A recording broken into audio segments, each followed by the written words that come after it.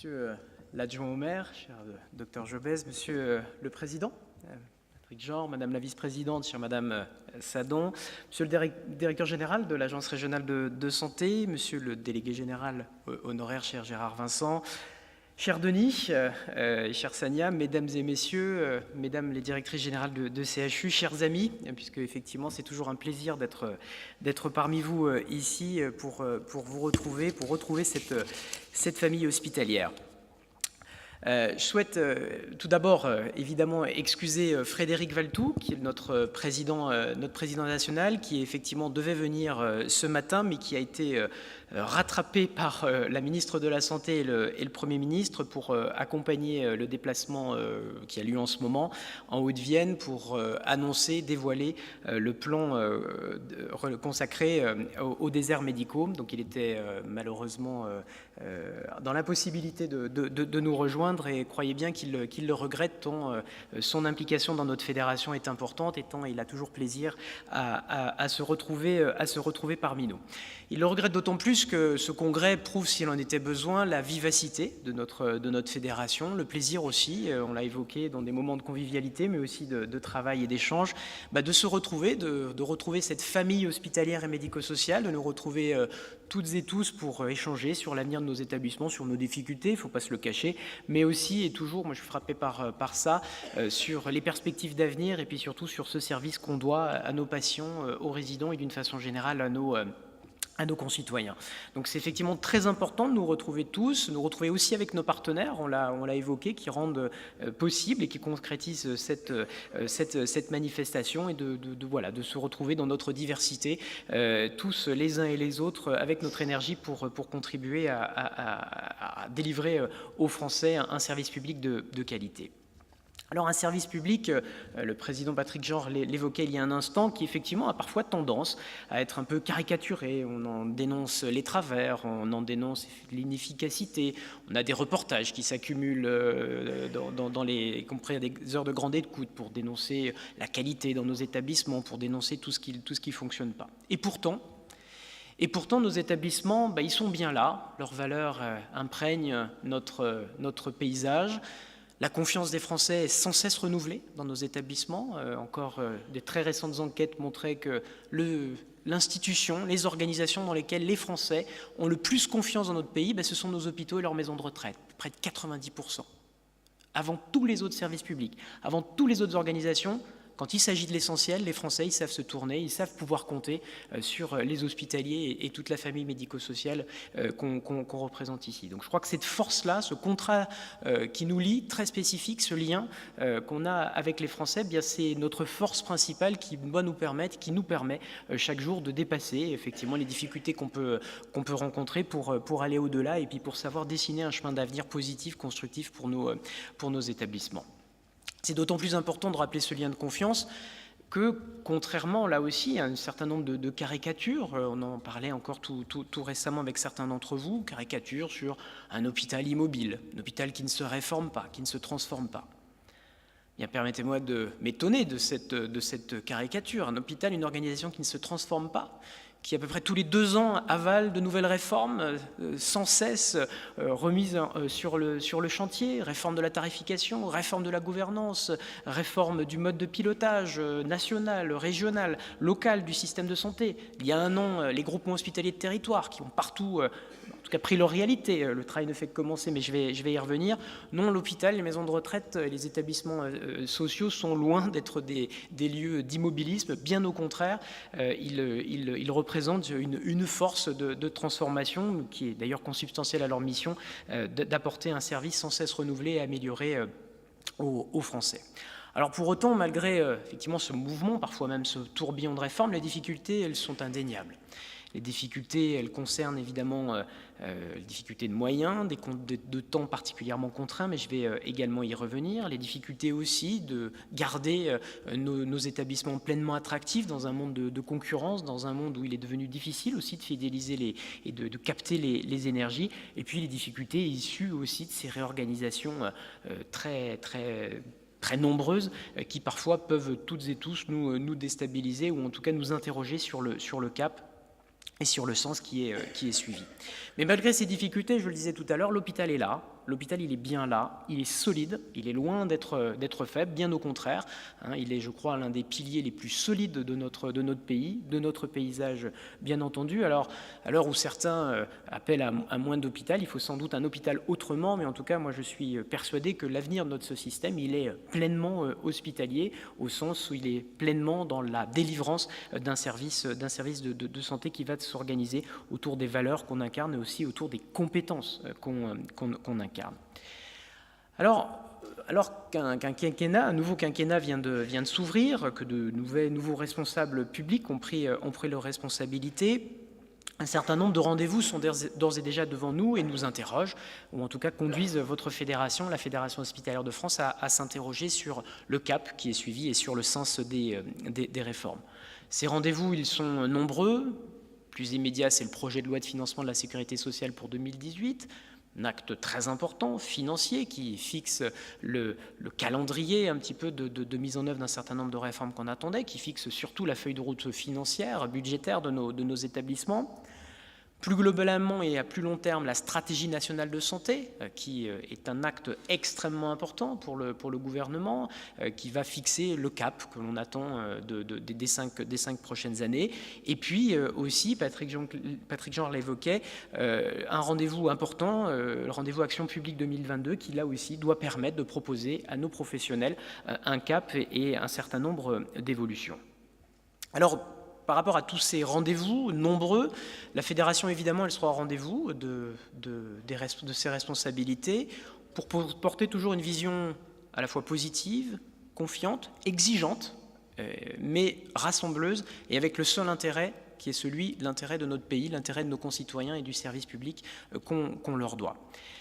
L'exigence majeure qu'aura votre fédération dans ces différents rendez-vous, c'est qu'on en finisse avec la politique des petites mesures, la politique du rabot, qui consiste à enchaîner les mesures d'économie les unes après les autres, une politique de petits coups, comme on a pu la connaître par le passé, pour véritablement tourner une page, changer de cap et ouvrir enfin les chantiers structurels qu'on attend tous et qu'on a tous identifiés, que de nombreux rapports ont également identifiés.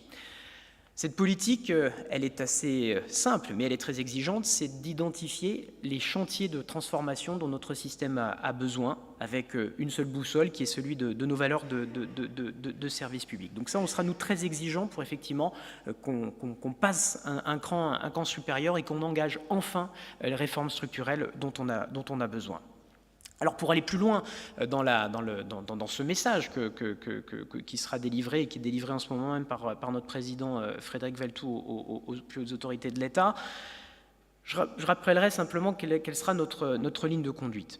Tout d'abord, notre premier principe pour justement passer dans une nouvelle étape beaucoup plus structurelle dans la transformation de notre système de santé, c'est le principe de responsabilité.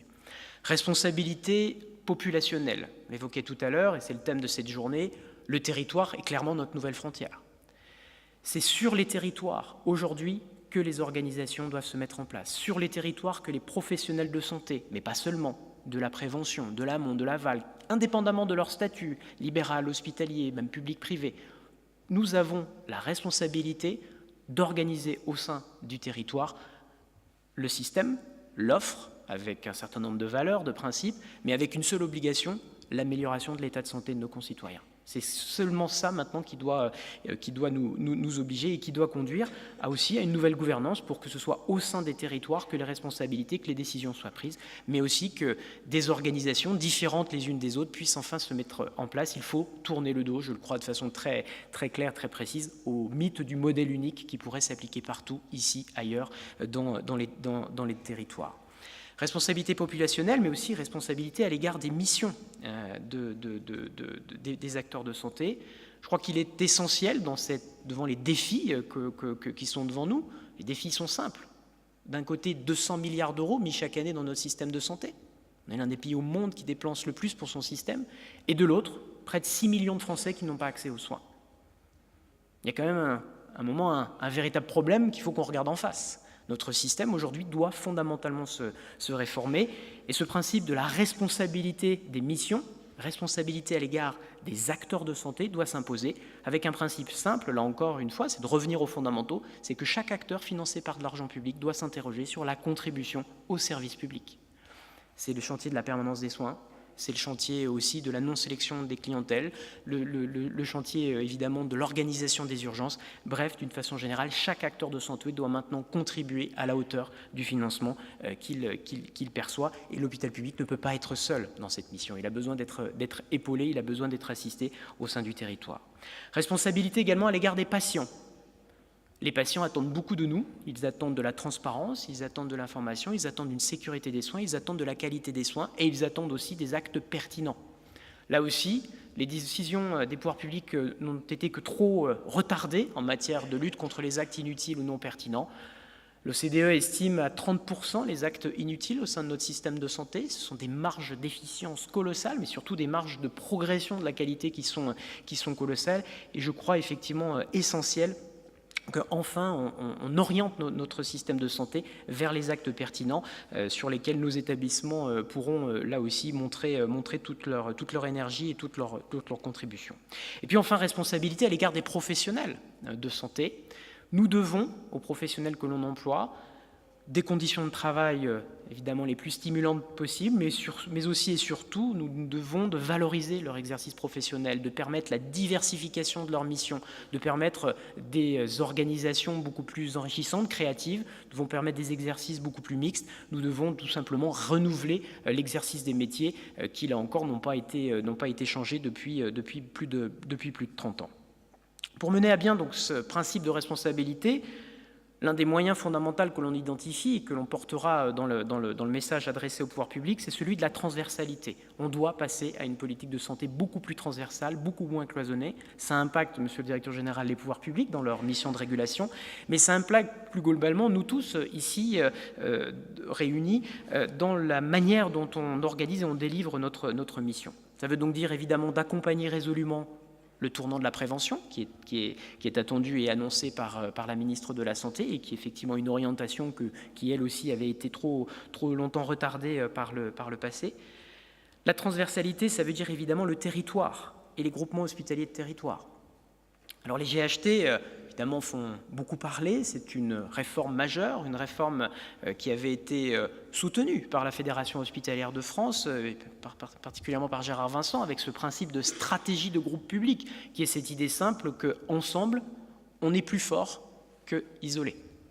Principe très simple qui a donné lieu à un véhicule législatif, groupement hospitalier de territoire, sur lequel on pourrait effectivement beaucoup dire, sur lequel moi je me contenterai ce matin de rappeler un certain nombre de principes qui sont au cœur de l'engagement de la Fédération hospitalière de France, et que oui, les groupements hospitaliers sont une réalité, mais non, les groupements hospitaliers de territoire ne sont pas une finalité. Les groupements hospitaliers de territoire, ils sont simplement un outil au service d'une politique de santé, ils ne doivent être rien d'autre que cela. La seule boussole des groupements hospitaliers de territoire, c'est le projet médical. Ne nous perdons pas dans des folies d'organigrammes, ne nous perdons pas dans des folies d'organisation sur la politique achat. Je sais qu'il y a beaucoup de problèmes et la Fédération va se poser très, très rapidement sur ces questions également de ressources humaines. La seule obligation en matière de groupement hospitalier de territoire, c'est est-ce qu'un projet médical partagé réunit les acteurs et est susceptible d'améliorer l'état de santé de la population. Donc là aussi, on sera, nous, très exigeants vis-à-vis des pouvoirs publics de ramener de la raison, mais je sais que la directrice générale de l'offre de soins est très attentive à ce point de vigilance qu'on pose. Il est important que les groupements hospitaliers de territoire ils soient soutenus par les professionnels de santé. Aujourd'hui, je crois que ce n'est pas toujours le cas. Et en tout cas, il faut que les groupements hospitaliers de territoire ils aient une vision beaucoup plus adaptée des réalités du territoire. Autrement dit, pas de modèle ludique en matière de groupement hospitalier de territoire. Permettons à ceux qui veulent aller plus loin d'aller plus loin. Permettons à ceux qui ont besoin de temps d'adapter là aussi leur organisation, encore une fois avec le seul principe de coopération et d'obligation d'un projet médical partagé. Alors, enfin, je souhaiterais terminer ces quelques mots en énumérant, ou en tout cas en évoquant rapidement les conditions pour réussir ce chantier à la fois de la responsabilité, de l'adaptation et de l'adaptabilité de notre système de santé et de la transversalité. Les conditions pour réussir, c'est d'abord un nouveau modèle de financement. Là aussi, les rapports ne se sont que trop accumulés. les décisions n'ont été que trop retardées. Nous avons aujourd'hui besoin d'un mode de financement rénové qui, tout en gardant les principes d'une tarification à l'activité qui a fait la preuve de son efficacité, permette plus de transversalité, permette aux acteurs d'organiser les coopérations et de répartir justement les ressources entre les différents acteurs selon le principe de l'équité. C'est bien entendu aussi une méthode. La méthode de travail des pouvoirs publics, en cela, elle est déterminante et je salue évidemment les relations entre la Fédération hospitalière de France et l'Agence régionale de santé de Bourgogne-Franche-Comté, qui me semble être caractérisée, depuis ce que j'entends depuis de nombreux jours, par l'écoute, un dialogue. Parfois on n'est pas d'accord, mais en tout cas on s'écoute, on se dialogue, on respecte et surtout on se fait confiance. Et ça, cette méthode, elle est fondamentale. La confiance, c'est ce qu'on essaye d'entretenir avec l'actuel ministre de la Santé, mais également cette méthode, elle est celle de la subsidiarité. Laisser aux acteurs les plus pertinents le soin de prendre les décisions qui les concernent. Ça, c'est vraiment un point tout à fait important pour nous. L'autre condition de réussite, et c'est un engagement très fort qui va s'accentuer dans les prochains jours de la part de la Fédération hospitalière de France, c'est l'enjeu de l'attractivité. On doit à nos professionnels de santé une politique vraiment renouvelée, très forte en matière d'attractivité. On va dévoiler un certain nombre d'outils très prochainement au sein de la FHF. D'une façon générale, qu'est-ce qu'on souhaite? C'est que nos professionnels de santé y retrouvent des marges de manœuvre, que nos équipes de santé retrouvent des possibilités d'agir, des possibilités d'être intéressés à leur travail, un cadre territorial qui soit facilité et non pas empêché, entravé par des réglementations d'un autre âge. Il faut évidemment, dans ce contexte-là, mettre le paquet pour permettre les coopérations entre les professionnels de santé. Là aussi, on est le dernier pays en Europe à mettre autant d'obstacles pour la coopération entre les équipes médicales et paramédicales. Il faut enfin lever les verrous qui empêchent les équipes et qui découragent beaucoup de monde. Encourager les carrières mixtes, je le disais également. Et puis, bien entendu, on milite beaucoup, nous, pour la mise en œuvre d'un plan national de santé au travail, parce que, et c'est, vous le savez, le slogan de la Fédération hospitalière de France, parce que l'hôpital prend soin de vous, il faut prendre soin de l'hôpital et il faut prendre soin de ces professionnels de santé qui travaillent. Et puis, l'autre principe, l'autre condition pour réussir, c'est le principe et en tout cas l'exigence d'innovation. Je souhaiterais ici insister sur la dimension tout à fait fondamentale de l'innovation dans notre système de santé. Le Premier ministre a eu l'occasion tout récemment de faire un certain nombre d'annonces qui nous semblent aller dans le bon sens. On va être très vigilant, évidemment, et force de proposition pour sa déclinaison. Je souhaite ici saluer tout particulièrement le rôle absolument majeur dans ce paysage des centres hospitaliers universitaires, chère Chantal Carroger et Elisabeth Beau qui va nous rejoindre tout à l'heure. Les centres hospitaliers universitaires, la France peut être fière de son modèle hospitalier universitaire. Mais là aussi, je sais que c'est l'état d'esprit des directeurs généraux de CHU, ce n'est pas un modèle figé, c'est un modèle qui doit pleinement évoluer dans son territoire, qui doit irriguer, être au service de la population, qui doit aussi permettre aux centres hospitaliers généraux de participer à cette mission d'innovation, à cette mission d'accompagnement de l'évolution de notre système de santé. Mais je sais, et en particulier dans cette région, que vous avez des CHU particulièrement éclairés dans cette mission et qui ont à cœur de travailler avec leur environnement. C'est certainement la voie qui est à suivre. Et puis enfin, je terminerai par là, la dernière condition essentielle, c'est d'investir dans notre système de santé. Non, le système de santé n'est pas le problème de la France. Il ne coûte pas trop cher. Le système de santé, c'est la solution de la France. On peut tous être fiers, on le mesure quand on voyage un peu à l'étranger, la qualité de nos équipes, la qualité des pratiques médicales et la fierté. Investir dans le système de santé, ça veut dire évidemment en tirer toutes les potentialités, c'est être aussi en capacité de créer de l'innovation. On sait tous que la croissance, demain, elle sera faite de systèmes de santé, elle sera faite de ses équipes, de l'amélioration de son état de santé. Il n'y a qu'à voir de par le monde, toutes les grandes firmes, compensées par les fameuses GAFA, elles investissent dans la santé. On a tout pour réussir, donc il faut investir, évidemment faire des bons investissements. C'est là que le débat peut être complexe et peut parfois amener les uns et les autres à privilégier des voies différentes. Mais en tout cas, l'investissement du système de santé, c'est un bon investissement, c'est un investissement d'avenir et surtout, c'est un investissement qui permet de préparer l'avenir. C'est pour nous un point fondamental.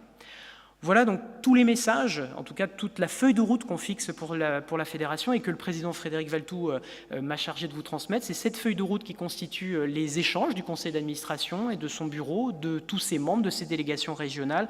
Et ce sont tous ces messages qu'on passe au quotidien avec une organisation qui a été encore intensifiée ces derniers jours pour être au contact des parlementaires, pour passer les messages, évidemment avec des contacts extrêmement réguliers avec les pouvoirs publics, au plus haut niveau de l'État, parce qu'effectivement, c'est ces messages à la fois responsables de notre part, exigeants également dans le même temps, que nous devons passer.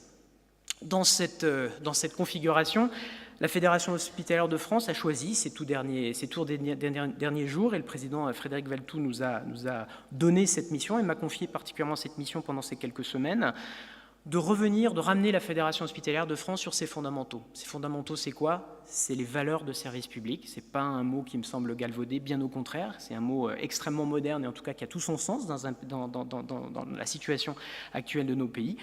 Et puis c'est aussi une Fédération hospitalière de France consacrée sur ses fondamentaux qui sont d'être force de proposition et d'être surtout au service de ses adhérents pour les accompagner, pour les aider à trouver le chemin en respectant les principes qu'on a évoqués. Je salue à cet égard et très sincèrement le rôle des délégations régionales qui sont un élément tout à fait majeur, qui ont pris un rôle très important au sein de la Fédération hospitalière de France, en même temps que la voie de la médicalisation également de cette fédération, tout particulièrement le rôle de la Fédération hospitalière de France Bourgogne-Franche-Comté. Vous avez, avec Denis et Sévenat, des ambassadeurs, et évidemment avec le président Patrick Jean, des ambassadeurs extrêmement actifs, extrêmement positifs dans la vie de notre institution. Donc je crois que c'est vraiment une force extrêmement importante pour cette fédération. Et puis, Monsieur le Président, je souhaite tout particulièrement vous saluer parce que vous avez un rôle très, très actif au sein de notre fédération, sur les territoires, mais également à Paris, au sein de notre conseil d'administration. Je sais, pour en avoir parlé avec vous, vous êtes attentif, vous l'avez dit tout à l'heure, à la qualité de l'offre de soins, à sa juste répartition, mais vous êtes aussi attentif à l'exercice de cette mission de service public et puis à l'exigence permanente de l'efficience et de la qualité des soins. Je crois que c'est ce juste équilibre, pas toujours très simple à trouver dans nos discussions, mais en tout cas qui doit, encore une fois, être la boussole de notre action. Voilà, mesdames et messieurs, le message que je souhaitais, au nom de Frédéric Valletoux, vous délivrer, en vous remerciant à nouveau de votre présence, en vous remerciant à nouveau d'être à nos côtés et de faire vivre cette famille hospitalière, et en vous souhaitant à toutes et à tous à nouveau d'excellents travaux. Merci beaucoup.